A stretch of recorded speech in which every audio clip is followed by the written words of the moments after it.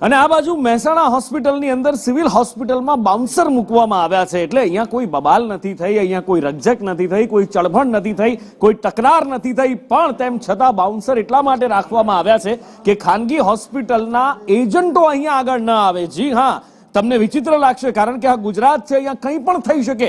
Civil હોસ્પિટલની અંદર ખાનગી હોસ્પિટલના એજન્ટો આવે અને ત્યાંથી દર્દીને લલચાવી અને પોતાની ખાનગી હોસ્પિટલમાં લઈ જાય અને પછી એમની પાસેથી પૈસા તોડે, જેવું બસ સ્ટેન્ડ ઉપર જોવા મળતું હોય છે। હવે આજકાલ એ હોસ્પિટલોમાં પણ થયું છે કે સરકારી બસના જે પેસેન્જર હોય એમને ખાનગી બસમાં અથવા વાહનમાં એજન્ટો ચડાવી દે, બસ એવું જ અત્યારે હોસ્પિટલોમાં પણ થઈ રહ્યું છે। ગુજરાતમાં ન થાય એ નવાઈ કહેવાય।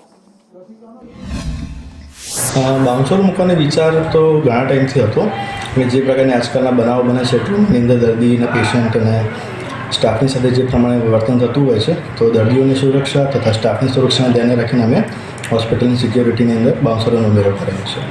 ટોટલ કેટલા બાઉન્સરોનો અત્યારે ઉમેરો કરવામાં આવે છે?